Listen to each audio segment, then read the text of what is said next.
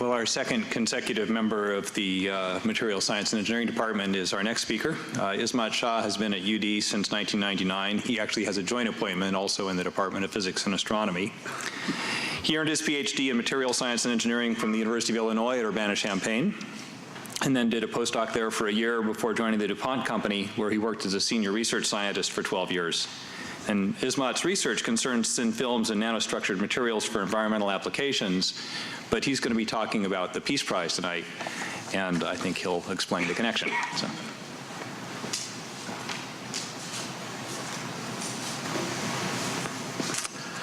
Thank you. I can't tell you what a thrill it is for me to be asked to talk about this. As you mentioned, all of my work is related to material science and physics. I can tell you why my laser is green. And I worked on blue lasers for about 4 or 5 years when I was at DuPont, working on a totally different material that went totally out of fashion very quickly since they find out how to make gallium nitride. So that I'm very comfortable with. But to talk about Nobel Peace Prize is a little different thing for me. But nevertheless, it is very close to my heart for 2 reasons. One is my mother and father were both born and raised in India, and I was born and raised in Pakistan. So that connection sort of makes me feel very good when I found out about this Nobel Prize. The only thing is, and I must confess, that I had never heard about Kalia Satyarthi. And when I found out about this, I called Rakesh, my friend here, is from the Department of Mathematics, and I asked him if he had heard about him, and he said, never heard about him. I can move the slides here, right? What I did know about these people, right? And she's a very famous lady, had worked with kids a lot, and is very well connected with the celebrities in India. So very well-known person. Sindhu Tai, and saved and housed many, many thousands of kids. This person, I don't know if you know this or not, but she was here at University of Delaware 2 years ago. The Energy and Environmental Policy brought her here to talk about the thing that she's working on, looking at some of the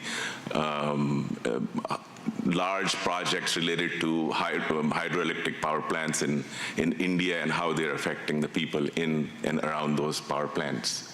So I knew about them, and of course I knew about this from my interest in general environment-related issues. The Chipko Andolan. Andolan is sort of a group or committee or a movement. Chipko, as you probably, people who understand the language would know, it's to hug, to get attached to. And these are the tree huggers who hug themselves to the trees to save the trees from deforestation. And same thing with this jungle Bachao, saving the jungle movement. And other movements that were related to the situation of women in some of these developing countries. So I knew about these people, but I've never heard about Kalia Satyarthi. And then I started looking up into it. So this is my ignorance, basically, in that. I, of course, knew about Malala very, very well, for many reasons. One was that just maybe a year or so ago, I'm in the committee that selects book for the first year experience reader. And this was one of the books that I brought up and asked if we can consider that. For various reasons, one of them was that she will have to leave her school to come here to give a talk. We didn't select that book. But nevertheless, this was an interesting exercise for me to look into Kalia's path to Nobel Prize. Before I do that, I want to say just a little bit about the Nobel Peace Prize itself, because there are certain trivial things here that might contextualize the Nobel Prize for Peace 2014. One is that the way Nobel are worded shall have done the most or the best work for fraternity between nations, for the abolition or reduction of standing armies, and for holding of peace congress. So now obviously this interpretation has broadened quite a bit, and we use this definition in a very broad sense. The first prize, of course, was awarded to these two people, Henry Dunant, known for the father of the Red Cross Society, and Frederick Passy. He's the one who started the European Peace Congress, and some people say that that was the original idea behind European Union. This was 1901. This is the only award that is given by Norway, not Sweden. And this past summer, I had the distinct pleasure to see the place where they award Peace Prize in Norway. There are lots of interesting stories why he said Norwegians ought to make this Peace Prize rather than the Swedes. So we won't go there, but that's an interesting thing to read about. So this is the prize. There are lots of interesting numbers here. Again, not going into detail. This is, as was mentioned before, not a Nobel Prize, but something that started much later by the Swedish Bank, the economic prize.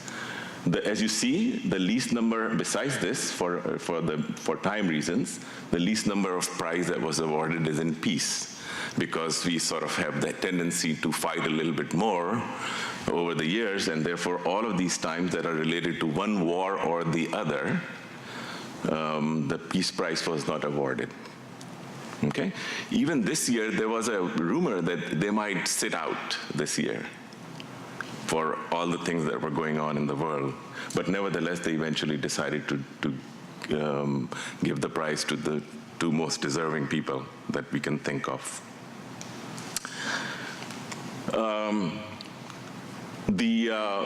There are about 16 women who received the Nobel Peace Prize. That's the highest number of women in any of the Peace Prize categories. Okay, I thought literature or probably medicine and physiology would be on the top, but peace is the highest number. And this is very interesting. This includes the latest prize. Malala being 20 years old. The average age is 62. And if there are 16 women who won the prize, you can see how much effect she had on this number. And without her, how big that number would have been. The one prize that was Lee Duc-Tho in 1973, he declined to receive the Nobel Prize because he didn't want to sit with Henry Kissinger, because Kissinger promised him that the U.S. would never bomb Hanoi, and we did. And so he refused the prize. There were three people, and we know two very well, Aung San Suu Kyi and Xiaobao, who were incarcerated while they received the Nobel Prize. So here are the two. Again, as I mentioned, 60 years old, and spent most of his life, at least since we know his activities, which started in about 1977, 1980, and up until now, and Malala Yousafzai, a total of 20 years old. But if you look at the proportional time that they have spent of their lives in doing the work for which they are awarded, it's almost the same. And, of course, the connection is obvious. The focus was on children, the focus was on education, and despite of other people who have similar credentials probably, these two were connected and given the Nobel Prize.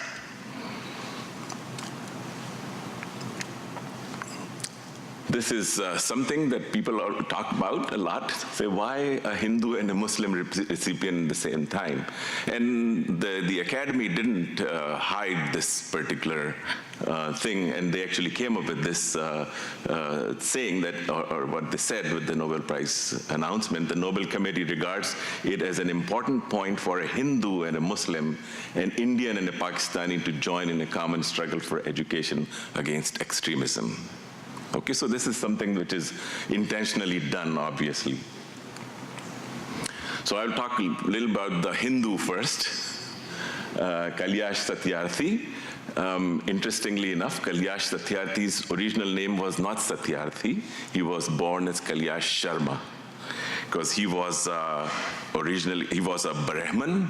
It was the top of the caste, and Sharma is a Brahmin name. He was educated as an electrical engineer.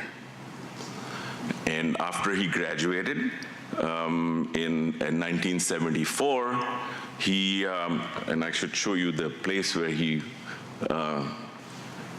was born, right there in central India.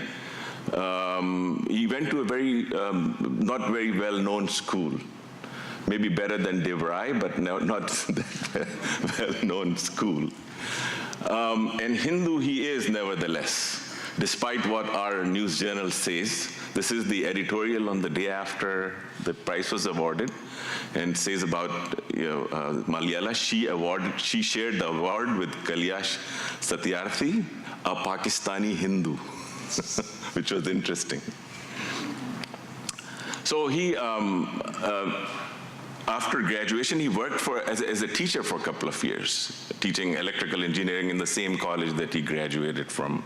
But I guess his hypothalamus was too active, and he didn't want to stay there, and then made his way all the way to Delhi, which will be above there someplace. What happened in Delhi was perhaps the most transformative thing that happened to him, which changed his life, and his activism came up on top.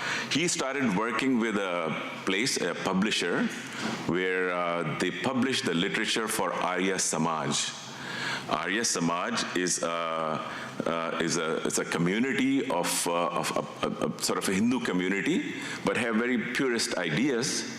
But a couple of things that they believe in, which is what affected him most, was the equality of people, equality of everybody. They didn't believe in the caste system. They had some caste denomination, but based on merit rather than anything else. So that is where he changed his name from Sharma, the Brahmin name, to Satyarthi. And he stayed on working for them for the longest time. The only thing was that he became very non-religious despite of being in Arya Samaj. And eventually, their values didn't click, and he left, and he started his own organization, which is what he eventually became very well known for, which was the Bachpan, Bachao, Andolan, or Save the Childhood movement.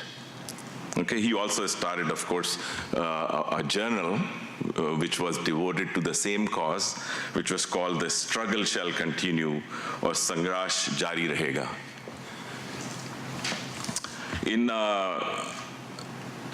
So this whole sort of formation of Bachpan Bachao Andolan, which I shall call BBA from here on, had a very interesting approach to the solution of the issues of forced or missing childhood or forced child labor in India. And not only India, essentially the whole South Asian region, which included Burma and Pakistan and Bangladesh and Afghanistan. In fact, at one point he expanded this movement to include all of these countries, because this problem is ubiquitous in that part of the world.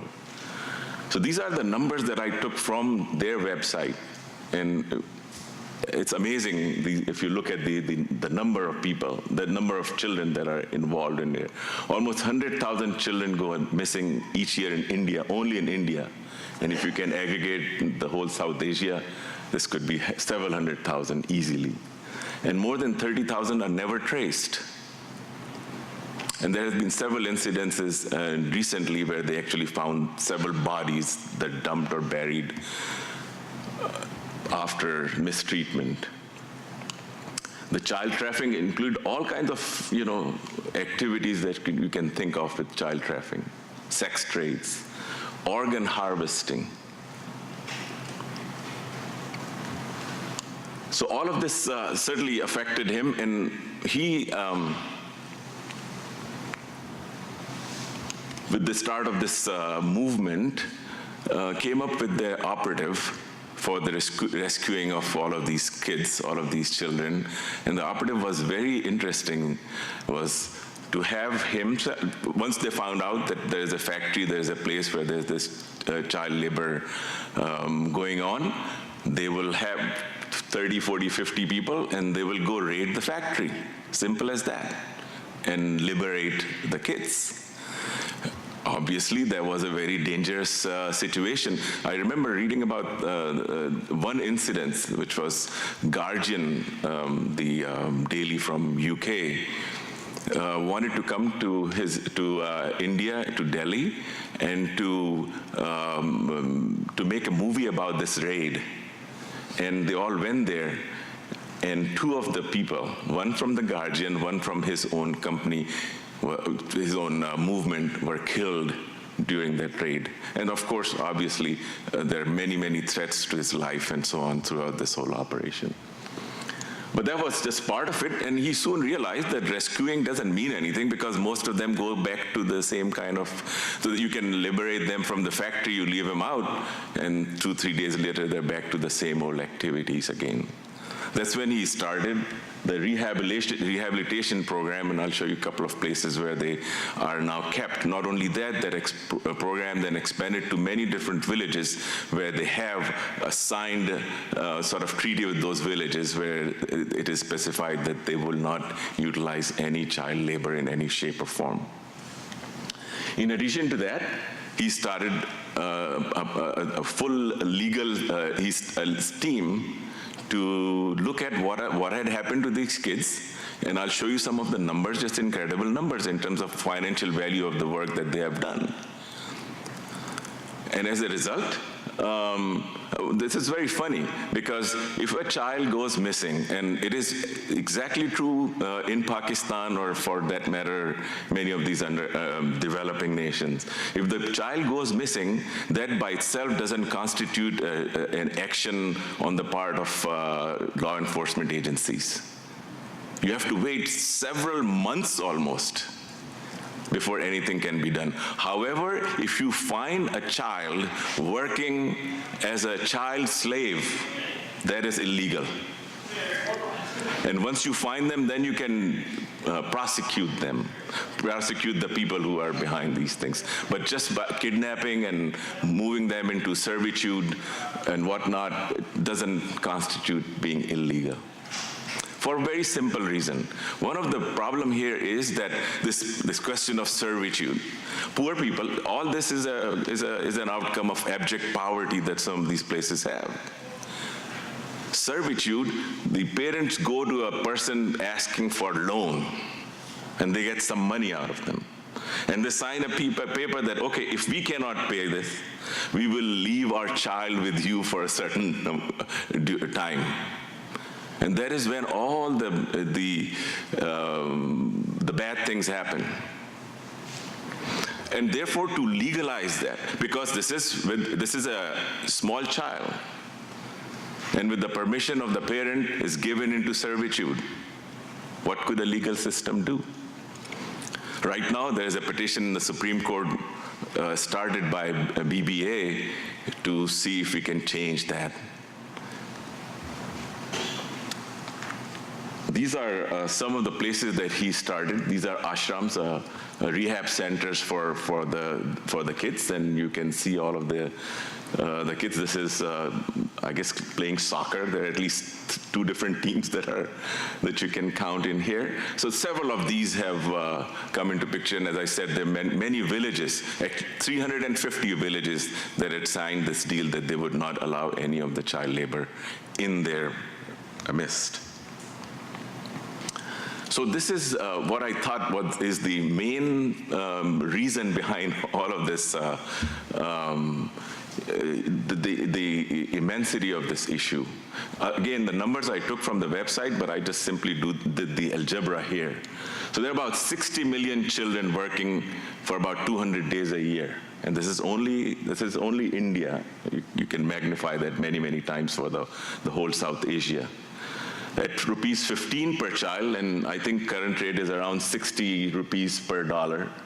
So a child earns about 25 cents per day labor, this is about $180 billion, which is about 180 billion rupees, which is about $3 billion, right, in 1 year, $3 billion in 1 year. If you hire an adult worker to do the same work, the money that they have to pay people who are utilizing this labor is about $22.5 billion.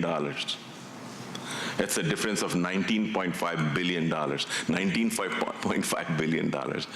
I was looking at some of the things in case of India. One of the things that India is very famous for exporting is software. And this whole industry, software export to the West, is about $60 to $70 billion. An economy of about $2.5 trillion. That's an incredible number right there. So obviously, the people who are indulged in these kind of activities will try to protect this as much as possible. Big bucks associated with that. So the whole movement that Kailash started had to do with with not only rescuing kids, rehabilitating them, and also establishing a legal framework so that this whole practice can be removed. So now the second part, the Muslim, this will be shorter one because she had only worked for a very short period of her time, Malala Yousafzai. And she's from Mangora. This is in Swat, in the northwest part of Pakistan. The reason why this is important to understand the geography here is because that is the seed of the whole crisis. Not here, but somewhere here.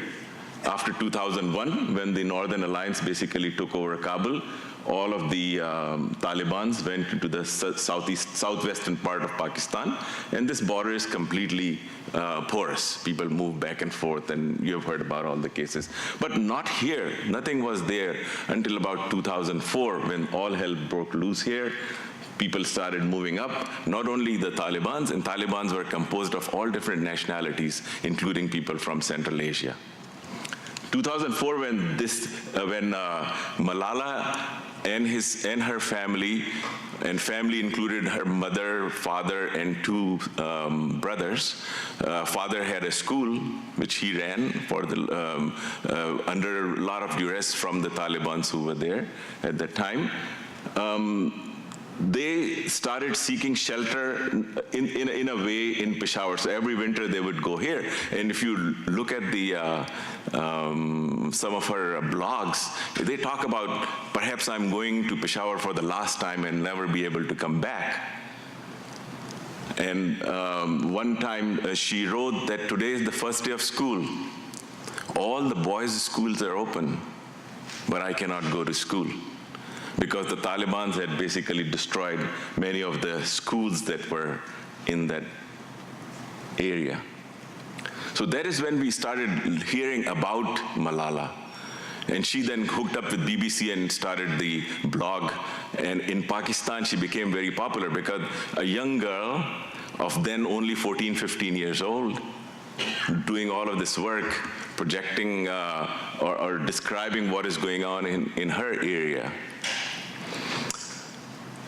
Most people believe it is because of those blogs that the government of Pakistan decided to do something about what was going on in Swat Valley, and the army went in and moved the Taliban's out.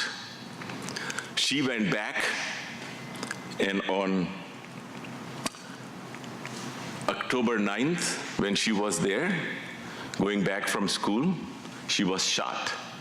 And then there is a series of miracles that happened. One of them was just the guy who shot her, the bullet went through her eyebrow and ricocheted from her skull. Not went through the skull, ricocheted from her skull and got lodged in her neck. Second miracle, there was an English doctor who just happened to be there for a conference. And she looked at her, she said, "You got to go. There is not enough medical facilities available for her to survive." So then she was sent back. She was sent to UK for the treatment.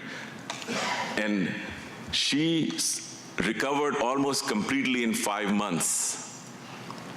And during that time, of course, the whole blog, the awareness in Pakistan and also around in the whole world, and you can see all of these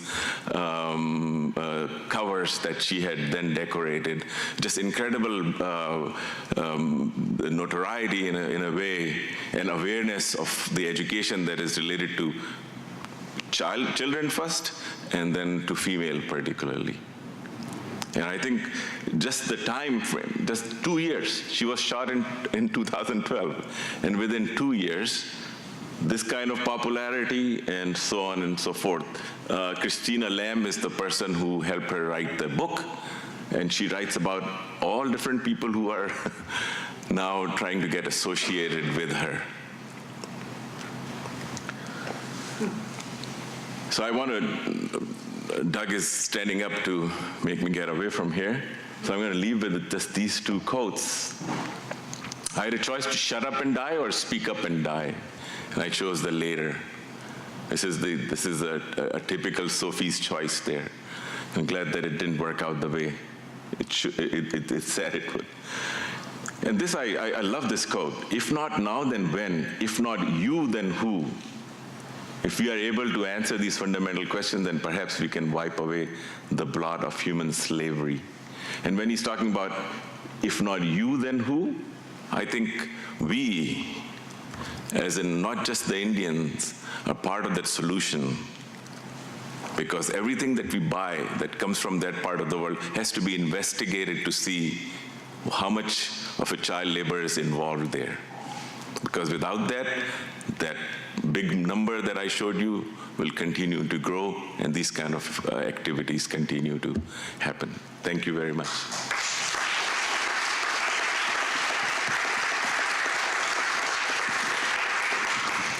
Thank you, Ismail. We have time for a question or two.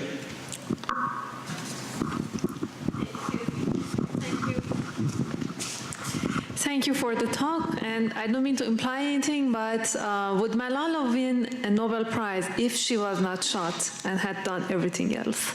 Say it again, sorry. If she was not shot by some, and had done everything else she has done, would still she win the Nobel Prize? Probably not.